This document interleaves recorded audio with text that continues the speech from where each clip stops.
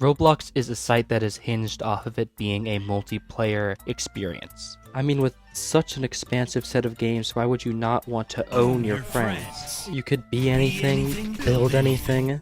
There is literally millions of players. And the best thing out of all of it? It's free! Even with all of these materials to create a wonderful multiplayer experience, some people take it upon themselves to create a single-player experience. These games are a lot harder to come by, especially considering there's just so many different archetypes on Roblox that just perform way better in a multiplayer format, like horror games and story games. Even with this clear barrier, a lot of single-player games tend to perform well or are made by a very strong set of developers. And it's unfortunate that these games aren't talked about as much in the community, but with this video I want to kind of break that memo that I think I've set for myself in my brain. I want to show off a few games that I think have really ascended past the state of a Roblox game and more into their own kind of experience. Not experience like the thing they changed Roblox games to, like the experience like a... you get it. These games are less of just something to play and more of something to admire, kind of like an art piece. They're really meant to express and really put forward these emotions and thoughts and ideas that other games really don't have the materials or the freedom to do. Just a quick warning right here, a lot of these games are story driven, so if you don't want spoilers to those games, I will put the names of the games probably in this little section of the video right here, just so you guys know what you're getting yourself into. But with all of that out of the way, I think we better just jump straight into what I like to call a kind of political piece of Roblox literature. The game This Is No Simulator was created by The Lone Neighbor in 2019. Also, during recording I found out this game won a Bloxy for best single player game, so that's very on point for this video. This is a mostly text and voice based game that takes place in a white cube. Pretty much all you do is select different games you want to play, and the little narrator creates these different games for you, and you get to kind of experience them. You're given the choice to play a bunch of different kinds of games, like prison games, story games, obbies, tycoons, a bunch of different kinds of games that are really prominent on the Roblox platform. And at the end of each little storyline, the narrator gives his own little opinion on the game archetype or how it's played, or just the Roblox site as a whole. A lot of commentary YouTubers and game developers have expressed their anger that creativity has really died because it's not as profitable as making really cheap and easy games at this point. And this Roblox game, made in 2019, almost 5 years ago, really describes this in depth with just a 20 to 30 minute long game. He describes how tycoons are boring and are begging for more playtime, how story games are just following a single trend and barely create anything original, and how effortless most obby games are, where the only real challenging part about development is making the obby itself difficult. This Roblox game really talks about and shows what's bad about Roblox as a modern game, and it really stands the test of time. Back then these weren't as prominent issues, but now they are very problematic within the development and commentary community, where many people have realized that many developers have become lazy and very money hungry, and it just goes to show kind of how Roblox is going down a very specific trajectory. As more and more people begin to realize that you don't have to put much effort into a Roblox game, the more and more effortless Roblox games will be made, and overall it will pull away from actual art pieces that are made on this website. Much like these kind of single player games that I'd like to talk about. A lot of the slop on the Roblox website kind of pulls away from these kind of small masterpieces that are made mostly for passion or fun or for just kind of conveying an idea or emotion. And this game in a single player format works perfectly. This game isn't speaking to an audience or a group, it's speaking directly to the player. This game is meant to push these ideas out to a larger audience. Not everybody is on commentary YouTube, and especially commentary YouTube for Roblox, but everybody who is playing Roblox can and will relate to this game because they know what goes on in Roblox, because they are literally playing the game as they watch all of this kind of go down. I feel like calling this game a political commentary is about as close as I can get to describing what it's really about. Even the description says this game is meant to voice an opinion, and I think that's the most upfront this game could be. Overall, I respect this developer's ambition to take a shot at Roblox as a site on the site itself, and it helps provide a much needed wake-up call to those who really want to further their knowledge on this topic. This game is an art form like a manifesto is a piece of literature. And this is very reflective of other single-player games. A lot of games are meant to send an image or send an idea that this game really nails home. Other games aren't as straightforward like this, but I think this really benefits this game as a whole, just because it starts as a really good beginning point to finding more single-player games and a lot more interesting experiences that really had passion put into them. And just like art, if passion is the center of everything, you really know that you have a very honest and down-to-earth piece. But maybe you want something less idealistic. Maybe instead of being down to earth with its ideas and its motives, maybe it was down to earth in a human sense, in emotions or facing reality from a standpoint in a game. Well, this is where we get into the heavier stuff in the single player genre. Now, this next part of the video does include very heavy topics. If you want to skip past this, go to this little timestamp right here on the screen. If not, just keep on watching. How's Your Day is a Roblox game created by Wade's G in 2020, but it was mainly popularized in early 2024 when a lot of content creators began to make videos on the game. This game takes place in a cafe where you're a barista picking up another person's shift. On paper, this just seems like a regular thing to do in real life, but this is what really adds the charm into the game. Throughout your shift, you will be meeting and talking to people who really have issues with many different topics.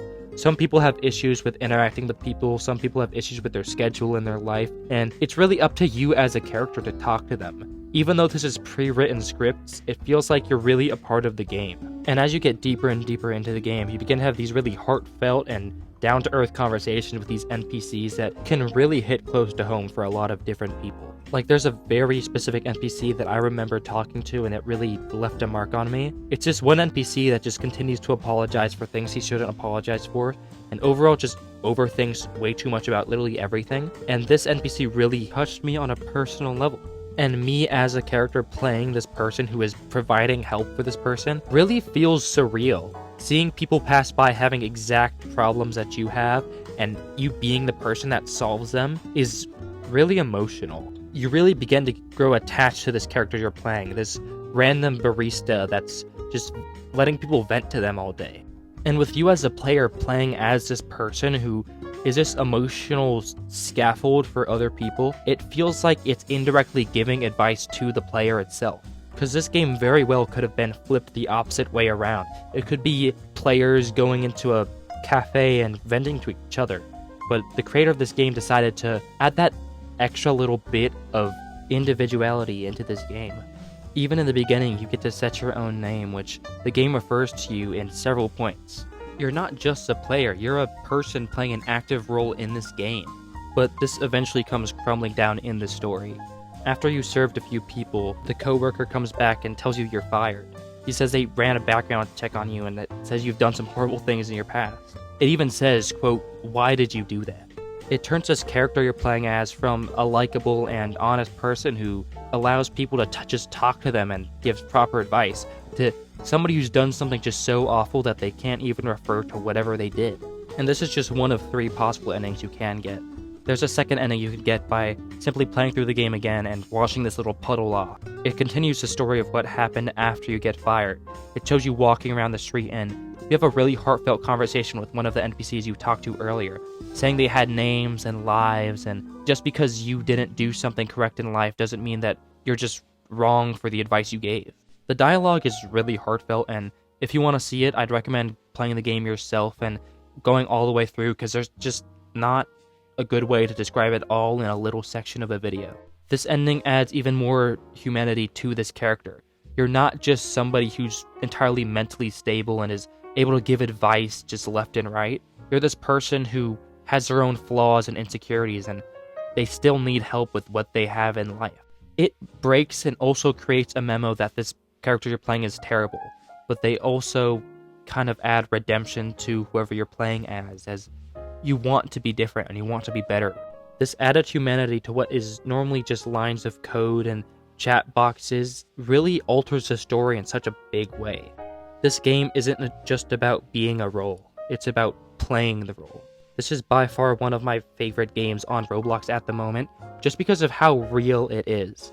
It isn't just some game you can play to pass the time, it's a game that can act as a really changing experience. While This Is No Simulator changed my output on Roblox itself, this game really changed my output on what life and what emotion really mean. Taking a game that was originally meant to be used for interacting with other human beings and changing it into a simulator about talking to these NPCs that have real life human problems is really mind-boggling. Not everybody in real life can describe their issues in such a clear and transparent way, and not everybody could respond to these issues with such great and straightforward advice. This game takes the reality of a lot of people and puts it into really bite-sized chunks. Each conversation only really ranges from around 2 to 5 minutes in total, so you're really getting the full experience of each of these people in such a short time frame. Adding light to non-human characters, and even adding light to a character played by the player itself, is a very poetic way to create a game. But there's a third ending to this game that I waited to mention until the very last section. And knowing that this character that we play as has actual thoughts and emotions and motives and even a life makes it so much harder to digest this.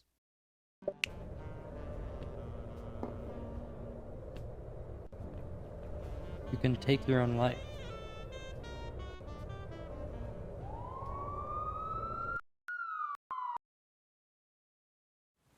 Silent Dark is a horror game created by Zeekers in 2016.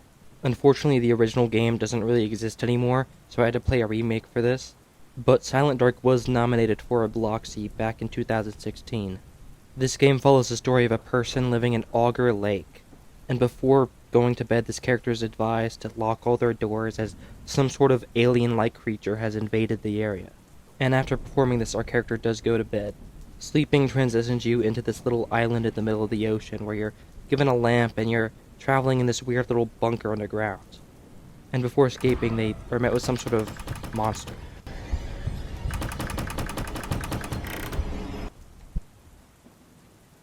Our character wakes up in their home again to see the door wide open. Obviously, the most sane move is just to close the door again and go right back to sleep. In this second dream, you're in some sort of futuristic little area where there's a bunch of different technology and offices, and it's just a very industrial hallway. But after opening another door, you're met with this.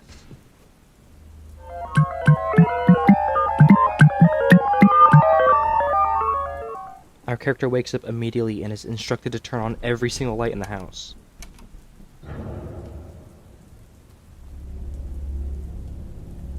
Something is out there. Stay inside. Make sure all the windows and doors are locked.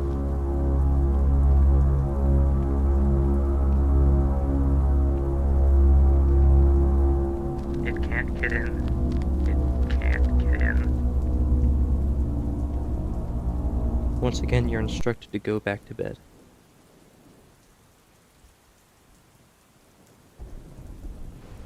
The dream picks up where we last left off, in another office. While exploring, you hear what seems to be another person. Help, please.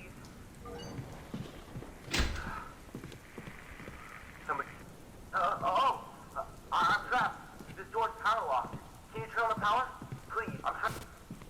Once you turn on the power, you travel to a newly opened door and find he's dead. Traveling deeper into this complex, you begin to learn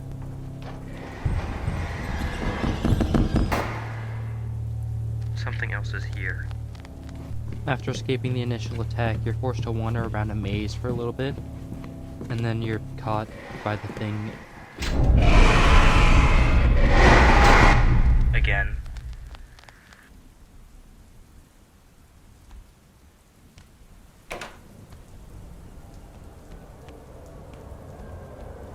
You wake up in a completely different home.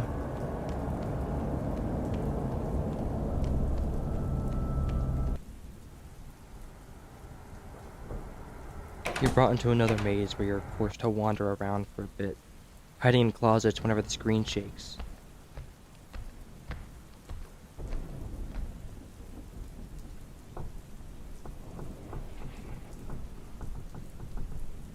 Just as something approaches, you are taken back to your house, where everything seems to be normal again.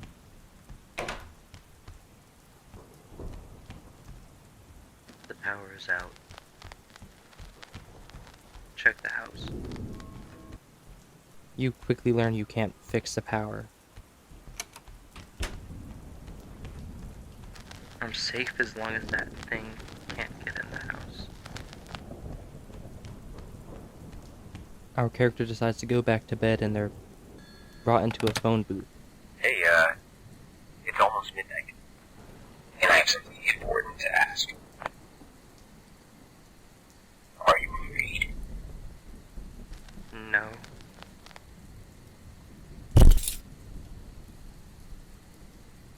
Are you afraid? No.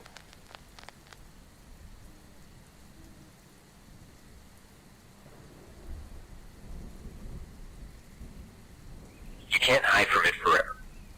If you don't confront it, it'll never leave. You're not any safer in your dreams. Confront the darkness.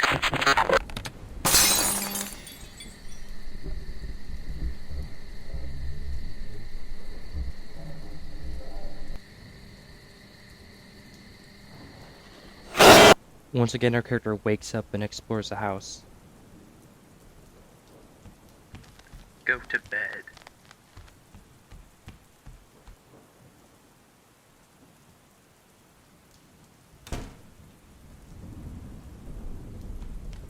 What is that noise?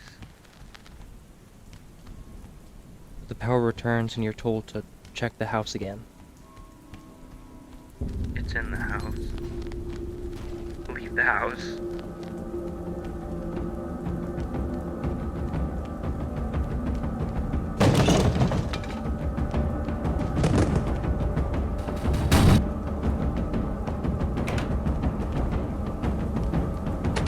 I locked the door. The key's in the study room.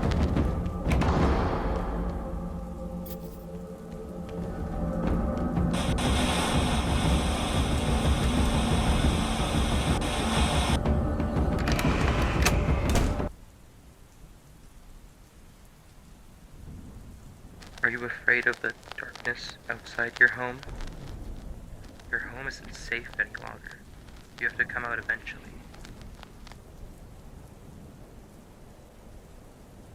You stumble out into the darkness, wondering, doubting, fearing, waiting for something new.